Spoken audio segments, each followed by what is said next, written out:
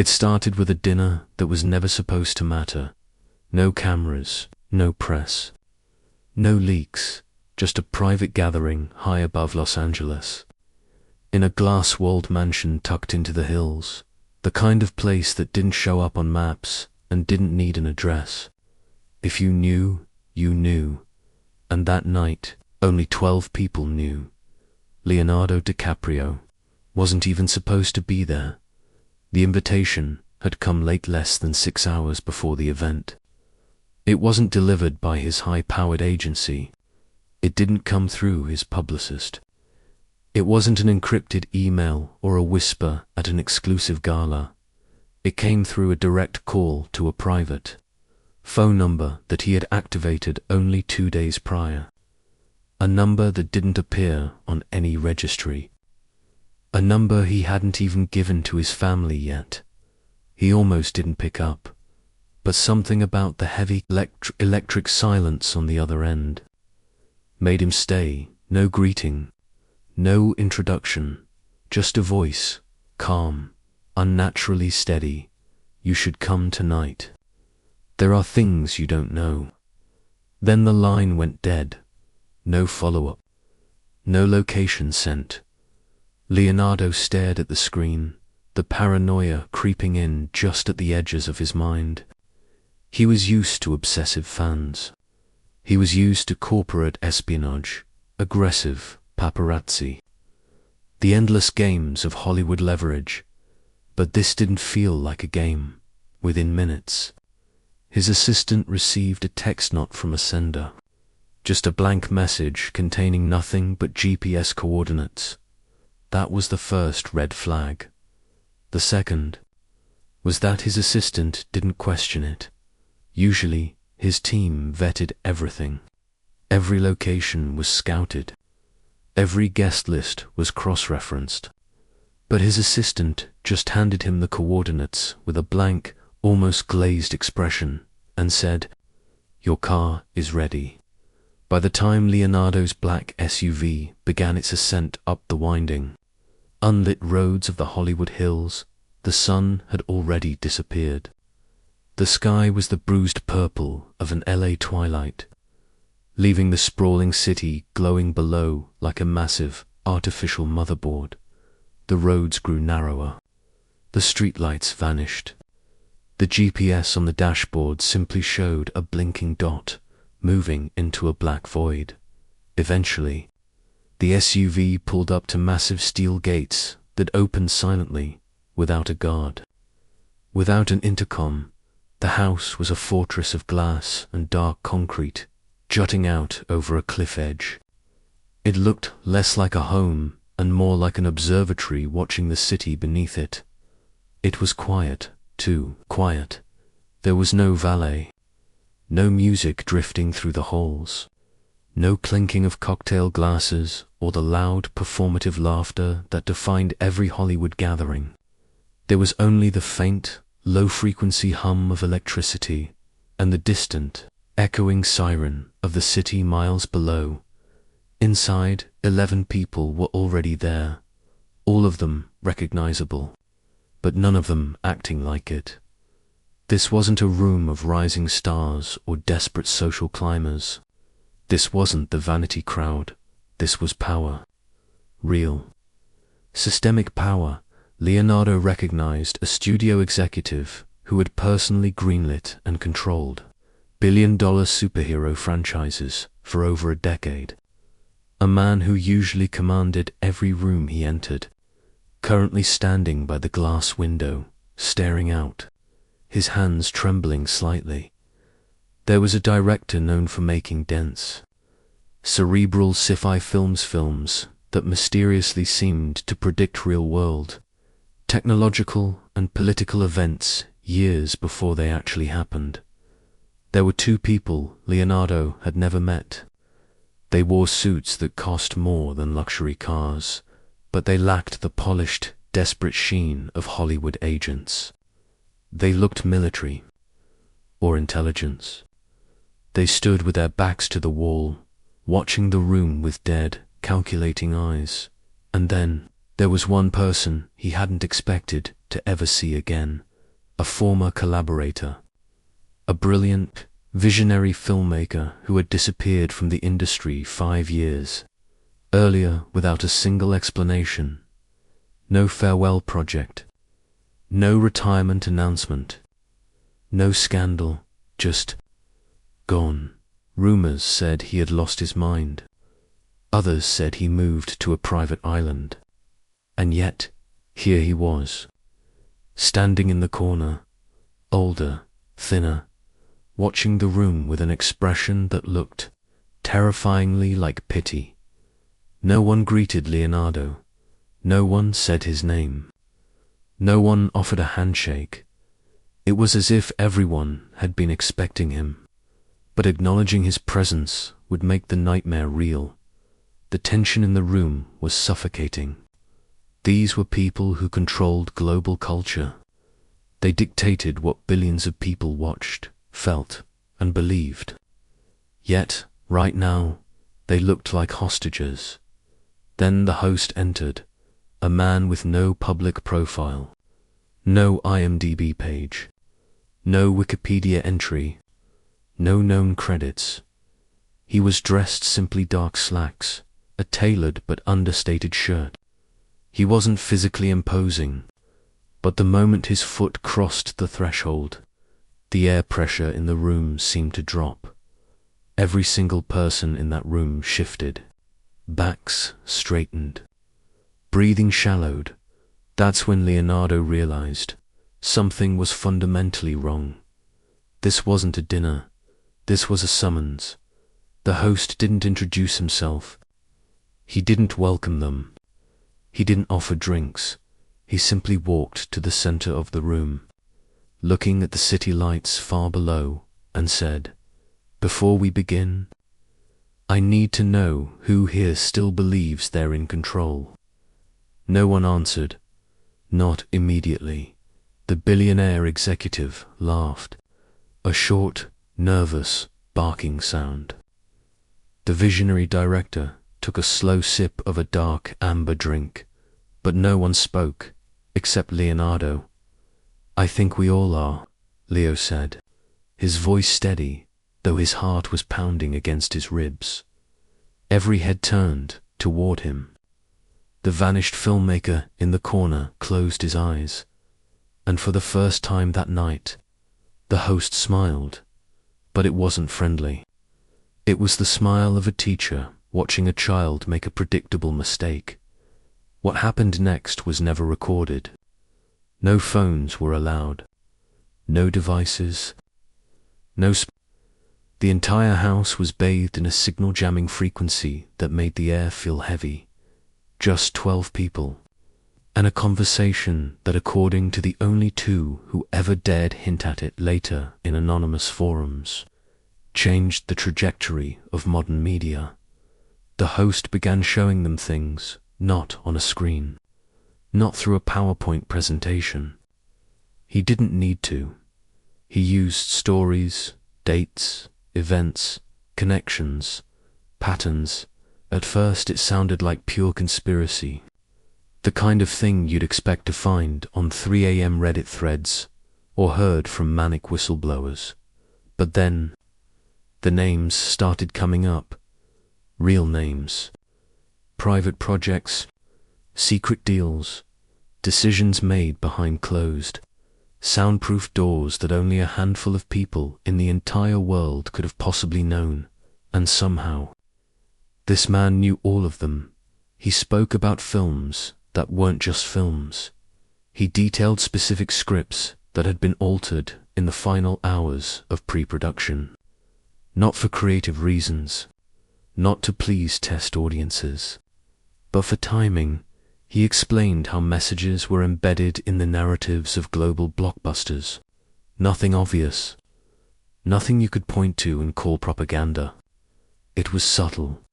Frequencies layered under the score, color grading designed to induce specific neurological states: apathy, aggression, compliance.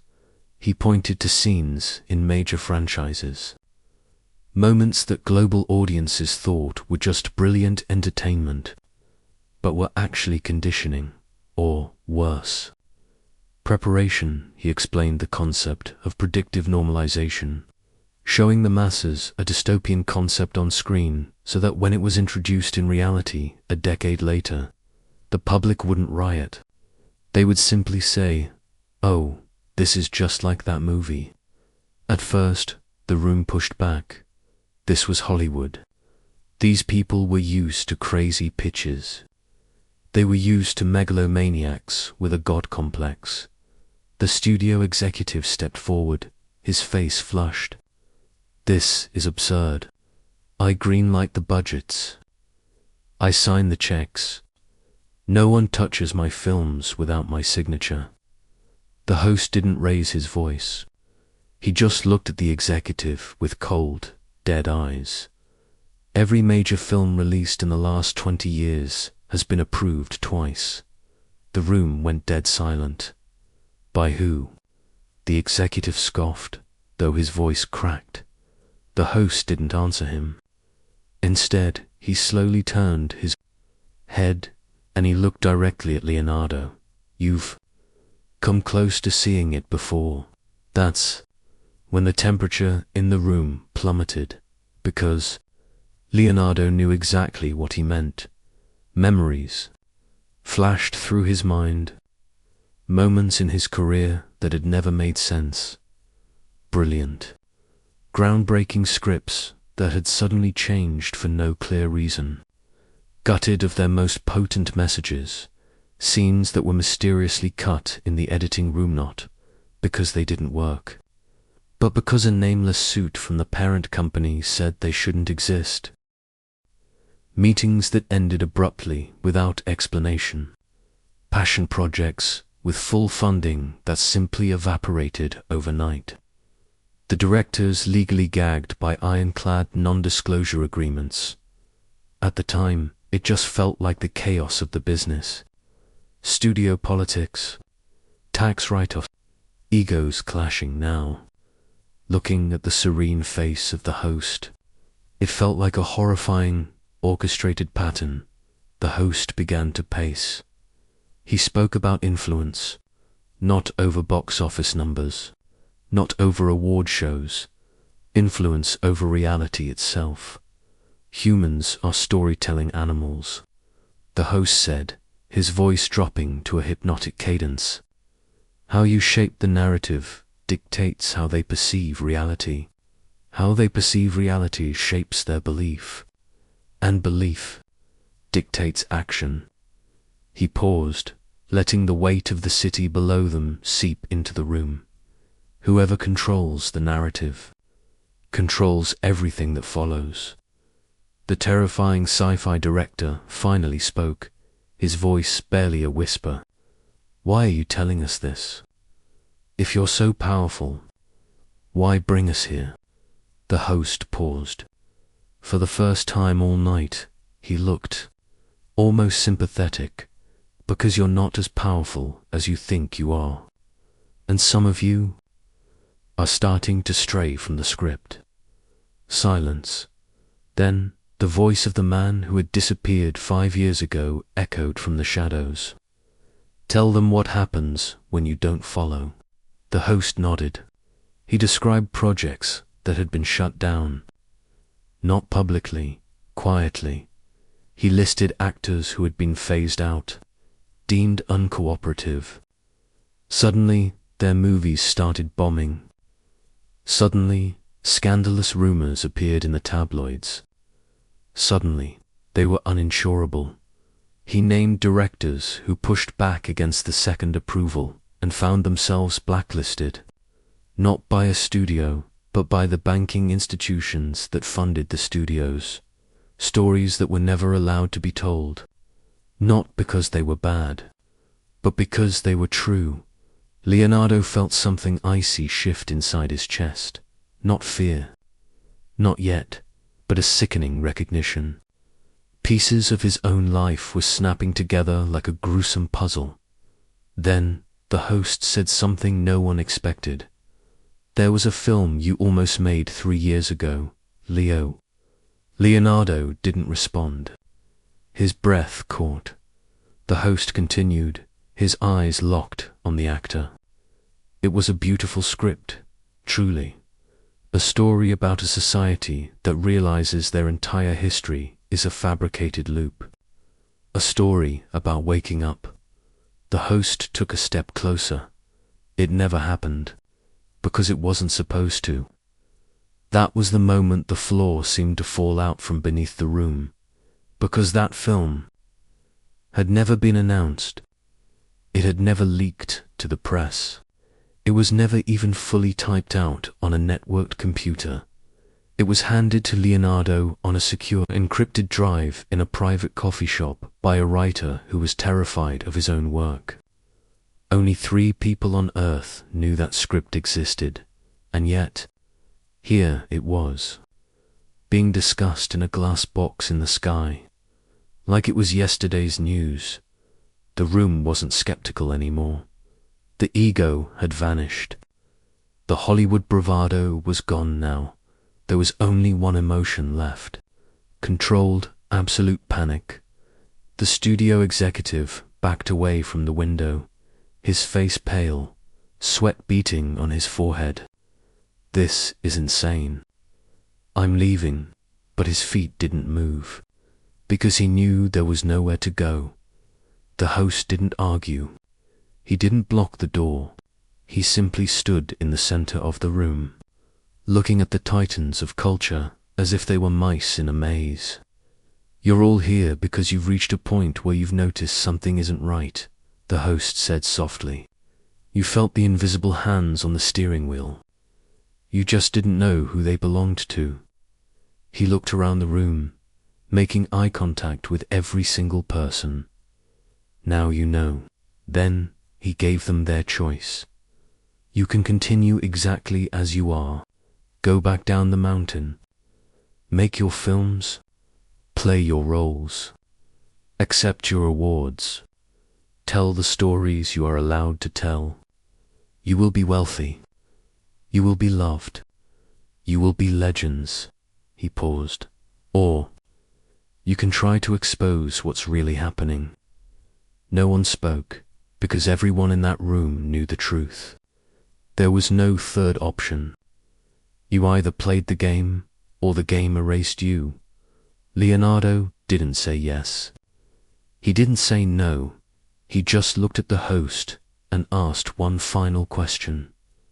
What happens if we refuse? The host smiled again, but this time, the sympathy was gone. It was a smile of pure, predatory certainty. You already know the answer. Just ask the man in the corner. Everyone turned to look at the vanished director, but the corner was empty. Sometime during the speech, the man had slipped out. Or maybe he was never really there to begin with. That night ended without a conclusion. No one signed a contract. No blood oaths were taken. No official acknowledgement of what had been said. When the host finished speaking, the heavy, jammer-induced silence lifted. The front doors unlatched with a loud, mechanical clack. Everyone left separately. No goodbyes. No follow-up. No one looked each other in the eye as they got into their waiting cars. But as Leonardo drove back down the winding roads, leaving the glass fortress behind, he looked out at the glowing grid of Los Angeles. It didn't look like a city of dreams anymore. It looked like a massive, glittering cage. Over the next few months, things in Hollywood started to feel different, not publicly. There were no massive headlines, no sudden scandals, but behind the scenes, a quiet, chilling reorganization took place. Projects shifted. Unexpected casting changes were announced with generic PR statements. Massive films were delayed indefinitely without explanation. Scripts known for pushing dangerous boundaries were abruptly rewritten at the last minute by unknown script doctors. And then, the first disappearances began, not physical, professional. A young director who had been rising fast, hailed as the next big visionary. suddenly couldn't get a meeting to save his life. An A-list actor attached to multiple major franchises was quietly replaced, citing creative differences. A writer known for anti-establishment narratives stopped working entirely, retiring to a farm in the Midwest. No announcements, no scandals, just pure, suffocating silence. And Leonardo, he stopped talking, not completely. He still did interviews. He still promoted his approved films. He still appeared at massive environmental events, smiling for the cameras. But if you watched closely, something was missing. The fire, the rebellion. He began avoiding certain topics. He deflected specific probing questions with practiced, PR-friendly answers. And in one interview, an interview that occurred about 18 months after that night in the hills, a journalist, entirely unaware of the invisible lines she was crossing, asked him about the consolidation of media and creative control. In Hollywood, Leonardo froze. He stared at the journalist. For 5 agonizing seconds, he said absolutely nothing. He just looked at her, his eyes carrying a weight that the cameras couldn't quite capture. Then, he took a breath, looked down at his hands, and simply said, "It's complicated." That clip never aired on television. The studio interceded. The segment was cut and replaced with a lighter question about his co-stars. But someone in the editing bay had recorded the raw feed, and for a brief, fleeting moment, the clip surfaced on an obscure video-sharing site. Within 4 hours, it disappeared. The user's account was deleted. The video was wiped from the server, just like everything else years later. People would start noticing the patterns. Video essayists would spend hours analyzing film releases. Dedicated threads would connect the strange coincidences. Entire communities would debate the unseen influence guiding modern culture. Most of the world dismissed it. They called it conspiracy, speculation, the overactive imagination of people with too much free time. But a few remembered. They remembered the sudden shifts, the deafening silence, the incredible, world-changing projects that just vanished into thin air. And one question always kept coming back, haunting the darker corners of the internet. What really happened that night? Because whatever was said in that glass room, it didn't just change one actor. It didn't just change a few careers. It changed the fundamental way Hollywood operates. And maybe it revealed that the entertainment industry was never what we thought it was in the first place. The truth is, no one from that room has ever spoken about it. Not directly, not clearly, but if you watch the screens closely, if you pay attention to the spaces between the lines, you'll notice something strange. The biggest stars in the world seem to say a lot less than they used to, and sometimes silence tells a much bigger story.